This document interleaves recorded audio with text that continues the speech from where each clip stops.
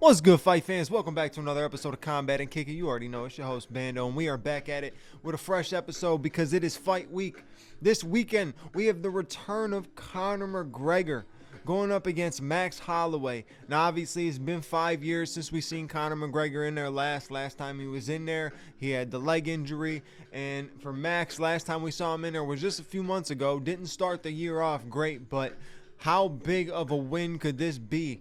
You know, after coming off of a very difficult, tough loss early in the year, coming back, getting that win, that's a major win. But obviously with this card, we got a lot to break down. We got a lot to talk about. So let's waste no time. Let's get into it. Let's smoke.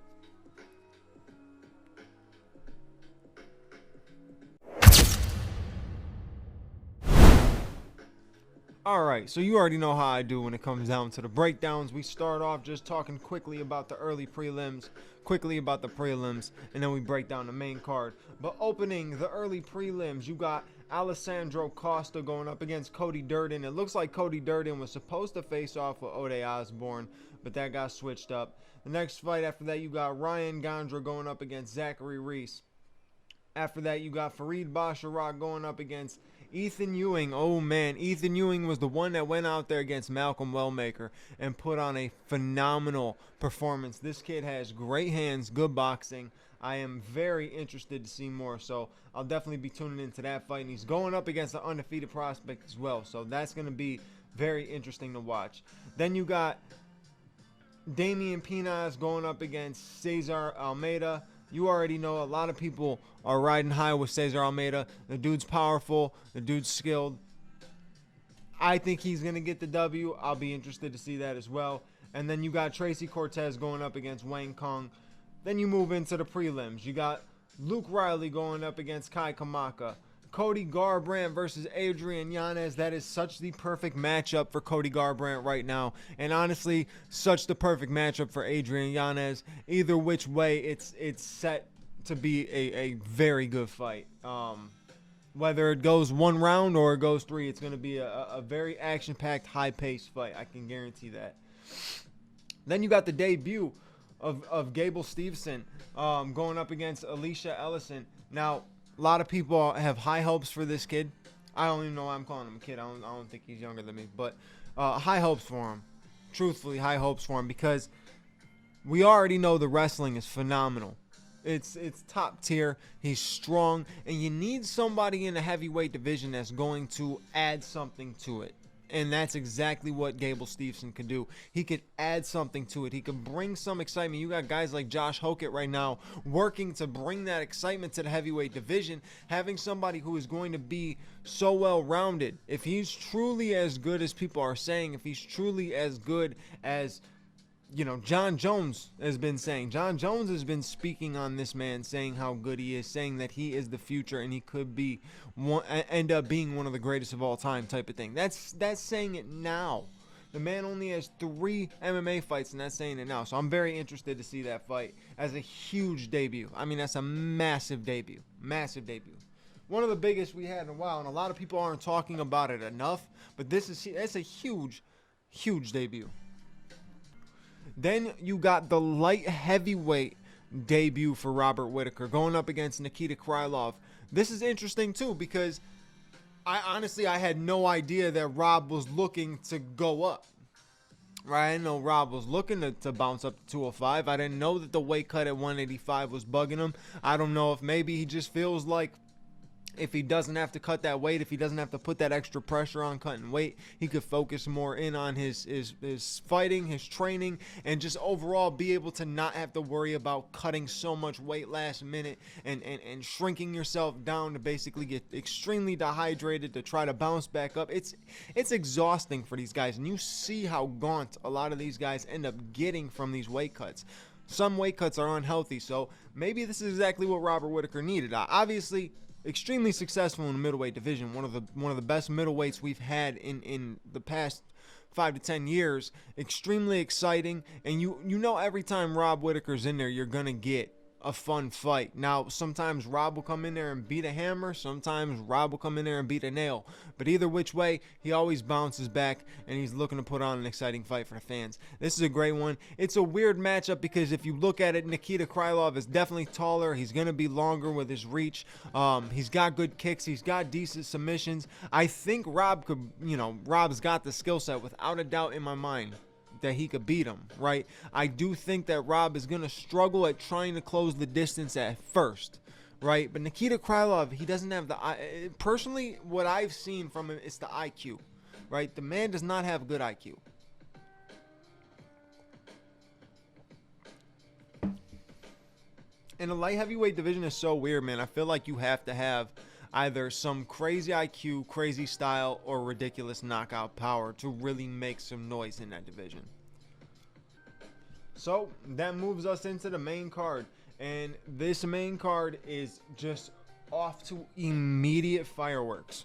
All right, this card is stacked. Immediate fireworks, right?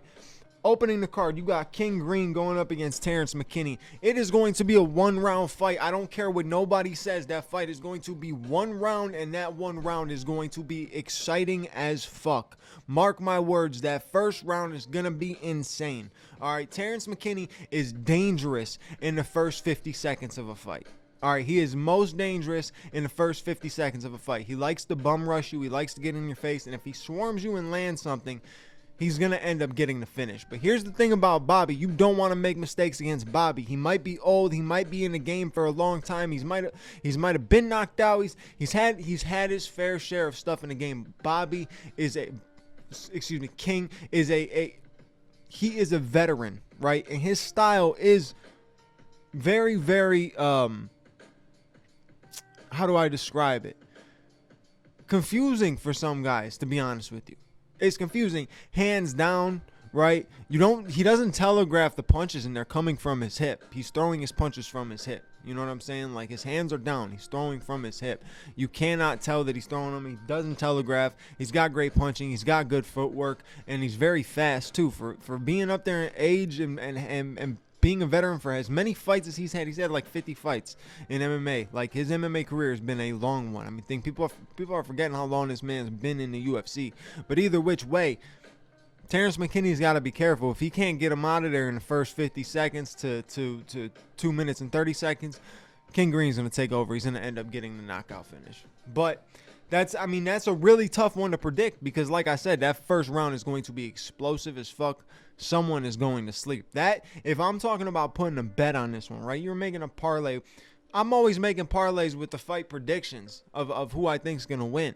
But sometimes you don't have to do it. I would just say that if you're going to bet this fight, if you're going to put this on a parlay, or if you're going to take it as a solo bet, either which way, I would say that this fight is not going the distance. And this fight is probably going to end out in KO TKO. Those would be, if I'm going to put something on a parlay instead of picking an exact fighter, I would say that's the route to be.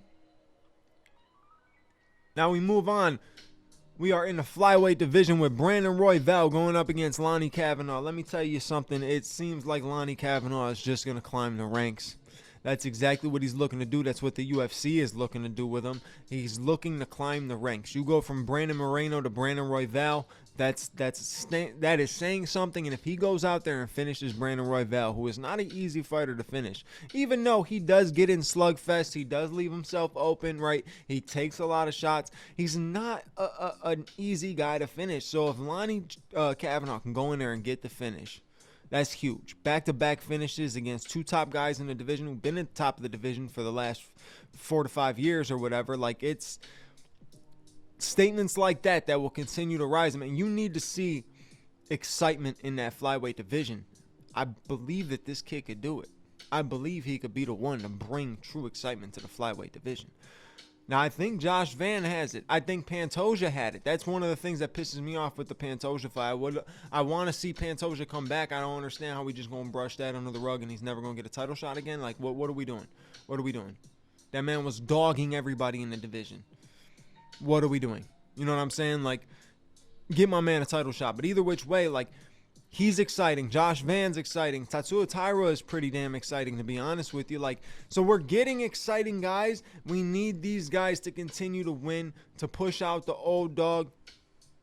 Moving, it's the old guard, new guard. It's the changing of the guard. It happened. I always talk about this on this podcast. If you go back to all my old episodes, there's always, there's multiple episodes that I have where I'm talking about how it happens. It just passes. The next guy comes up. That's just how the game goes for everything. For everything. Now, there are some instances where you got a guy who's been in the game for a long time, who's staying at the top. A Charles Oliveira, Dustin when he was in the top of the division. You got Justin Gaethje, who stayed at the top of the division. No matter how many losses he's had, wins, losses, he's keeping himself in the top of the division. Like, guys could be in the UFC a long time, stay at the top of the division, right? But the old guard does get passed. It always does. It always does. But this fight, I gotta rock with who everybody else is rocking with, and that's Lonnie Kavanaugh. I think the kid is the truth. I really do. I think he's the truth. What he did to Brandon Moreno, that speaks numbers, bro. That speaks numbers. This kid's got the mitts. Okay. And he's another one that if he's like a shark with blood in the water. If he sees it, he's swarming. If you are hurt, he is swarming. Got quick hands, got good boxing. I'm interested to see more from him for sure. And I do think just the way that Brandon Royval fights, leaves himself open, I do think Lonnie can end up landing the shots to get the KO finish. If you could do it to Brandon Moreno, you probably could do it to Brandon Royval. All right, moving on. We're bouncing into the bantamweight division. You got Corey Sandhagen going up against Mario Batista. You already know I'm a huge fan of Corey Sandhagen. I love his style. I love the way his striking is. I love the fact that he has upped his game in the wrestling department as well. Like, he is trying to be a very well-rounded, fully equipped fighter. He wants to have every part of the game somewhat perfected. I mean, I don't think you ever really perfect anything in this game, but he's definitely trying to hone all his skills in. So I've always liked Corey Sandhagen, but the thing that sucks about Corey is every time he's gotten close, something stupid has happened, or he's put himself in a position to be set back. I mean, not losing necessarily, but here's the thing about the position Corey Sandhagen is in. If you're accepting fights with guys on a come up, instead of guys that are in the top 3 where you should be fighting, you're getting wins. Why are you not fighting up? Why do you keep fighting down? You keep accepting these fights fighting down. That's basically a loss anyways. That's just pushing you further away from the title shot. Because now, if you think about it, you're fighting down, you lose to the guy fighting down. You are way further from the title shot than you were before. And Corey Sandhagen, in my opinion, has been there. He's been there in the top. Why is he not ever in the conversation for a title shot? Why was it not Corey Sandhagen versus Sean O'Malley at the White House? Right? Obviously, you probably were trying to get Sean O'Malley the more I don't want to say guaranteed KO, but the more likely KO, right, would have been Amin Zahabi and not Corey Sandhagen. But still, that's a fight that should have been made. That should have been made, right? People forget that Corey put up a tough performance against Petr Yan. That's a fight that could be ran back one day. I mean, it pisses me off with Corey. It really does. But if we're breaking down the fight, you're looking at two guys who obviously have great striking. You know, Mario Batista can mix in the wrestling. We're not going to go back to, we're not going to throw my PTSD on a Jose Aldo fight there. We're not going to do that.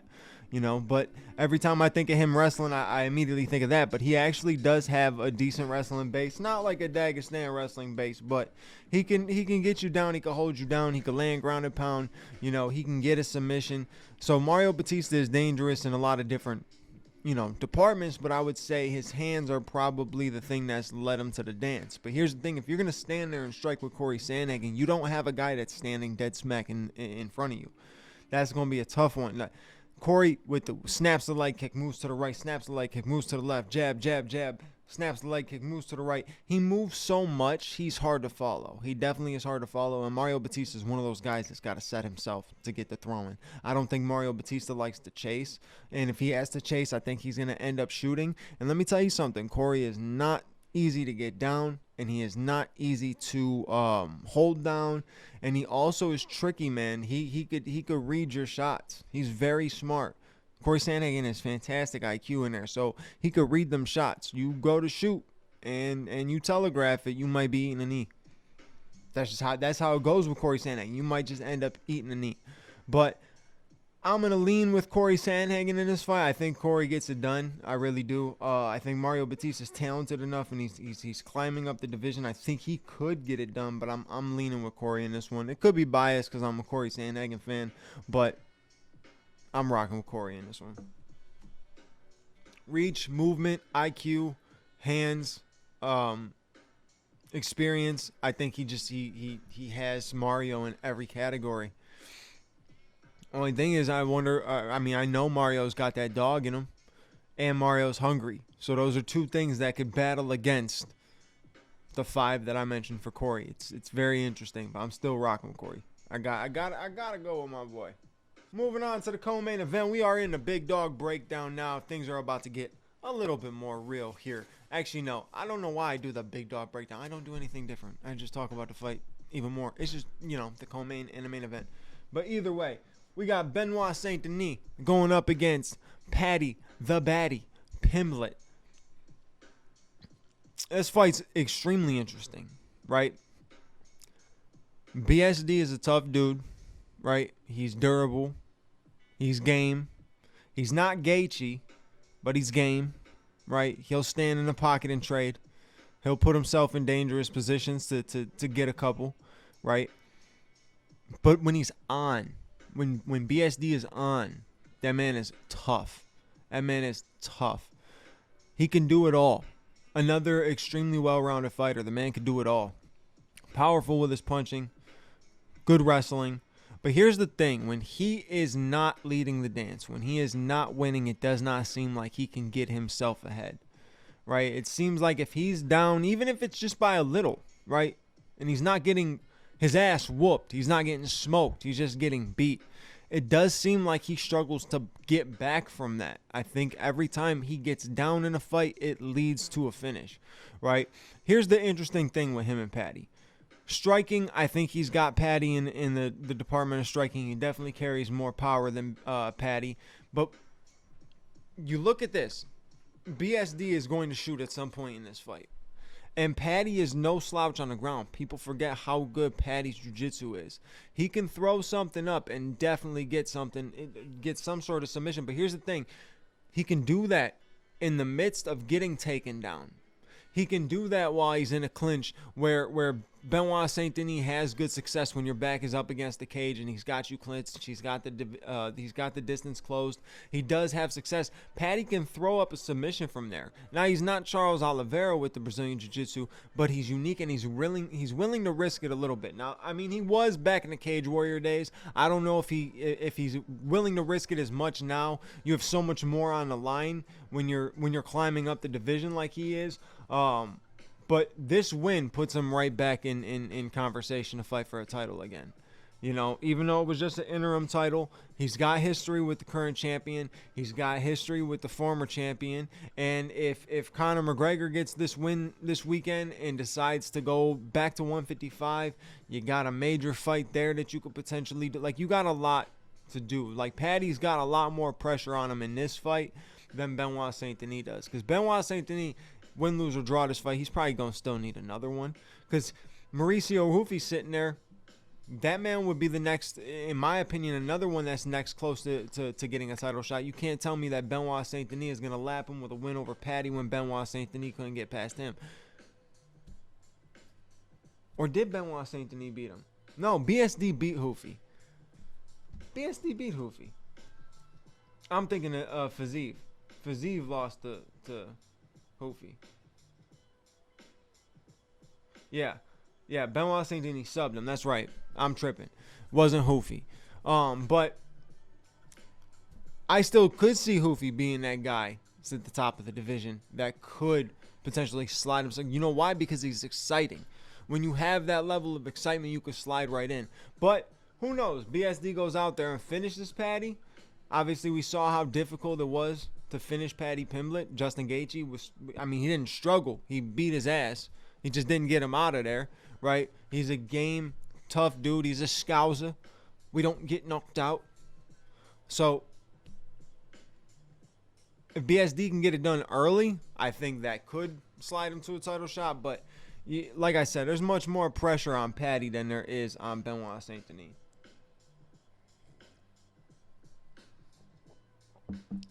I can't believe I got the Hoofy and Fiziev fight mixed up.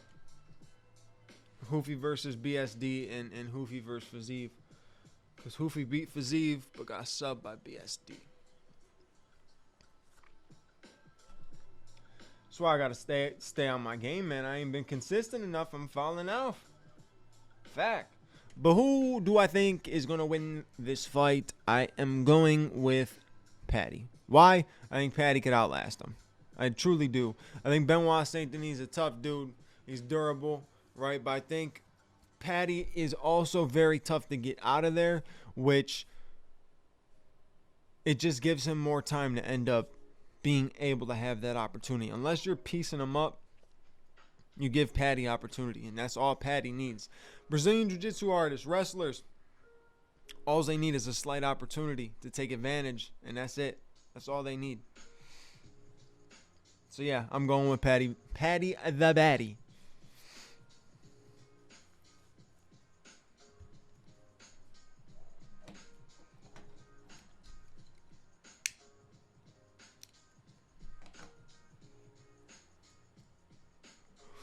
All right, the main event, I'm going to give a quick one because obviously I'm going to do the, high stakes fighter breakdowns, and we're going to get highly in depth with Conor McGregor. We're going to get highly in depth with Max Holloway because they are two fantastic fighters, and this fight has been years in the making, and a lot of people are excited for it. A lot of people are excited because it's the return of Conor McGregor. A lot of people are excited because anytime Max Holloway steps in the octagon, it's going to be fireworks. So no matter which way you slice it, this is an extremely exciting fight. It's got the fans up. The one thing I'm going to complain about is where the fuck is the promotion?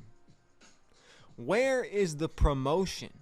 Now, I understand he already broke records. McGregor broke multiple records, and he already, again, is about to break records with this one. He sold out quick as can be. I think just in minutes he sold out. That arena sold out in minutes. So, yeah. Might not need the craziest promotion, but you go from a time where Conor McGregor was doing fucking world tours with Jose Aldo to we have to wait just this week. We're going to get the press conference. We're going to get everything just this week. Doesn't feel like a Conor McGregor fight. Obviously, they've been putting on the videos and stuff like that, but how many hype videos can you make? Hype videos really are just hype videos. You know what I mean? Like, it doesn't... I want to see these two go back and forth. So I like the one face-off that the two of them did during the White House with Joe Rogan. Thought that was fantastic.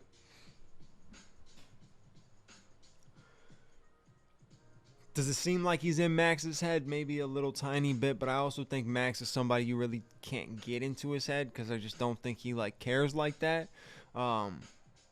Obviously, Conor's not gonna get personal with this one. It's real. You can't get personal with Max Holloway. Everybody loves Max Holloway. If you get personal with Max Holloway, you ain't gonna have no fans no more. It's one of those things. But Conor keeps saying he's gonna sun him. This is a very motivated Conor McGregor. I can tell. I can see it. He looks healthy. He's acting healthy. He's talking healthier, right? And when I say that, I mean he doesn't sound like a coked out, hyped up guy on just ready to go. Like he sounds more in tune with himself again, in tune with the fight game, and I think this man knows the dangers of the fight that he's coming back into. No matter what he's gonna say, he's got that steel mentality where it really doesn't matter. He automatically is gonna believe that he is gonna win this fight, right? But I do think that he's somebody who's smart enough to understand that after a 5-year layoff, you're coming back against Max Holloway. That's an extremely dangerous fight. So Conor having this at 170, being a 3-round fight, it benefits him more. But to see Conor McGregor come back after 5 years and win against Max Holloway in old school Conor McGregor fashion, whoa. Now the timeline, the UFC timeline has already been,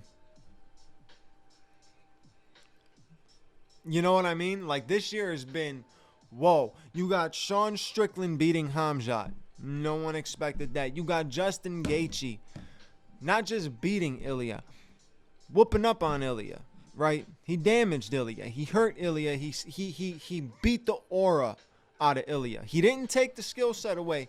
I promise you, Ilya is gonna come back and it's gonna be vengeful. Whoever he faces in this first fight back, they're getting slept. I promise you, they're getting slept. But with Gaethje, nobody really expected him to go out there and just snatch the aura from him. And then you got Cyril Gane over here knocking out Alex Pereira, landing a couple illegal shots, but either which way, Alex was already out. But he landed a couple illegal shots. Now Alex Pereira's over here saying he's scared to fight again. Alex Pereira, again, two guys back to back, aura gone. I don't think Hamzat lost his aura.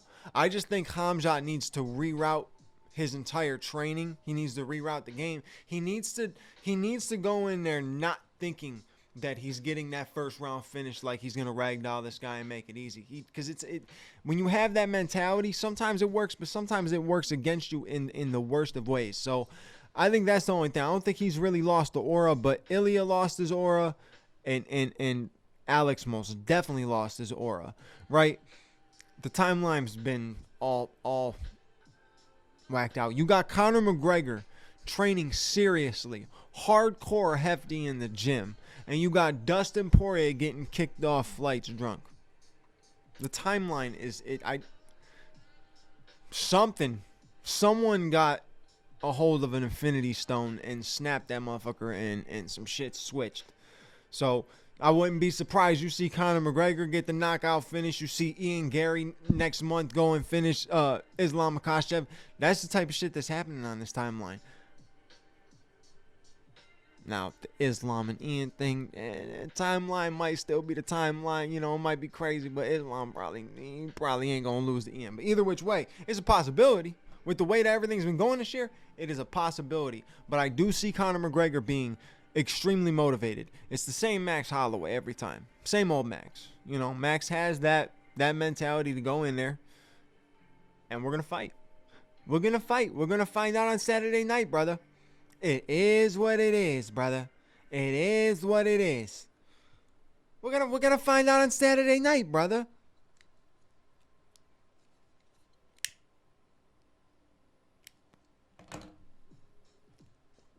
That's the truest thing he's ever said.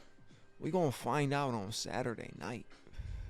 Is this gonna be one of those fights where Conor comes in, closes the distance, does kind of similar to what he did against Cowboy Cerrone, tried to initiate early clinch and get kind of scrappy in the clinch and try to route the win that way? Or is he going to be patient, karate style McGregor? No matter what, McGregor's meeting you in the middle. He's ready to go. He's ready to go, and he's more likely going to be the first person to throw the first strike. Always is, right? I think with Max, though, I just got to see how Max reacts. The last time they fought, you can't take much from him. Max wasn't the volume puncher that we've seen him become. He wasn't that guy yet. He was young. Conor was young, right? Conor was injured in that fight. So I feel like you can't take much from that fight on either guy. This is a very interesting one. Now, you talk about you're only as good as your last performance. Both men lost their last performance. Conor got injured, and Max got controlled for 5 rounds. So you're only as good as your last fight, yeah, but like...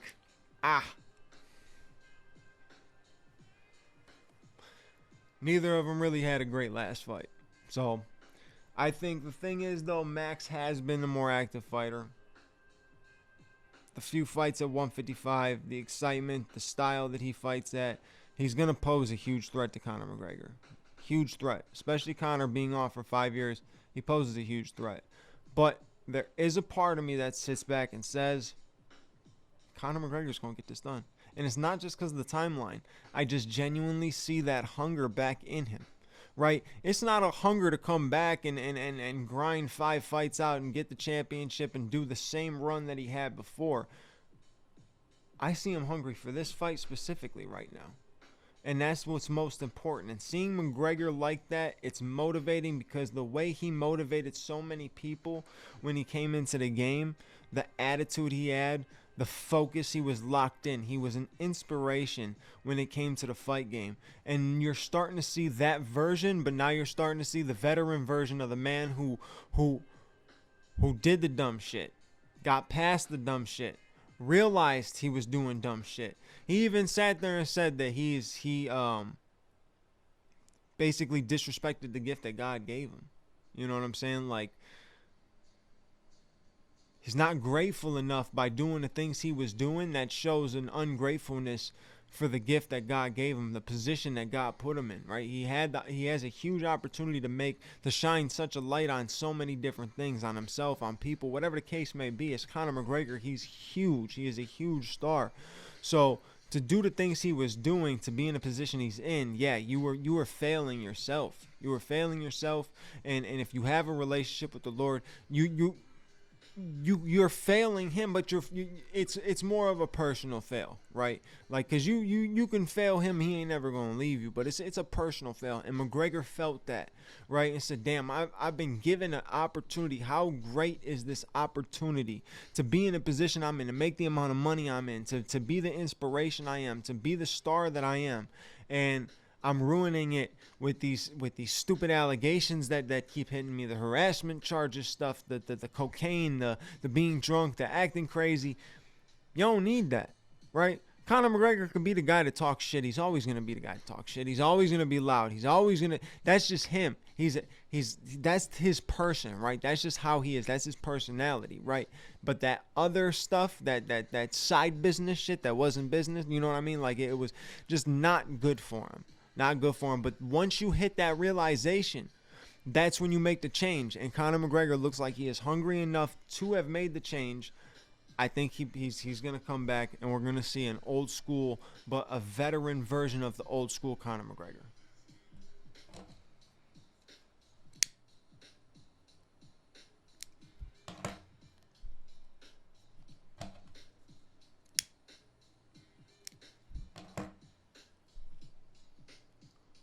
If not, Max Holloway is going to land 285 strikes out of 286 within 15 minutes and get the W.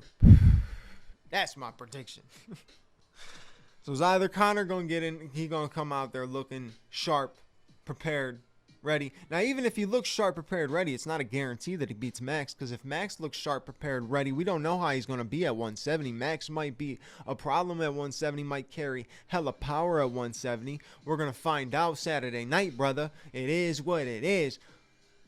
You know what I'm saying? It's going to be an interesting fight. I'm very, very curious to see what happens. I'm very interested, and I'm extremely excited. But that is it for this breakdown episode, because we have gotten very far into this episode. It's a long episode. So I appreciate you guys for watching. You know what to do. If you enjoyed, like, drop a comment. Let me hear who you think's going to win. You think that Conor McGregor is coming back to get the W, or is Max Holloway going to put himself back in the win column and get one of the biggest wins of his career? A very needed win, a win where he's going to cash out a lot of money, right? Who do you think's going to win? And who do you think's going to win on these other fights? Nobody ever comments what they think, right? Who do you think's going to win? If you watch the video, just comment who you think's going to win.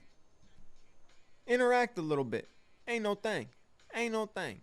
Just interact a little bit. I want to hear your opinion. I want to know who you think's going to win. I want to know what fight you're most excited for. And I also want to know what type of stuff you guys want to hear from me when it comes to breaking down the fights, or coming into these fights, or when we're reviewing the fights, coming out of one, whatever the case may be. I just want to know what everybody wants to hear, what everybody wants to see. And that's what I'm going to try to deliver. So if you enjoyed, like I said, like, comment, hit the bell notification button, you know what I'm saying, hit that subscribe button, you know what I'm saying. You should have already done that. If you got this far in the episode, you should already hit the subscribe button, but then hit the bell notification button so you know when the next episode is out. And I'll catch you on the next episode. Your boy Bando is done rambling. We're going to go work on the high stakes fighter breakdown for McGregor and Max Holloway, and both those episodes will be coming next. So I appreciate you guys for watching. I'll catch you on the next episode. Your boy Bando's out. Peace. How have you not subscribed yet?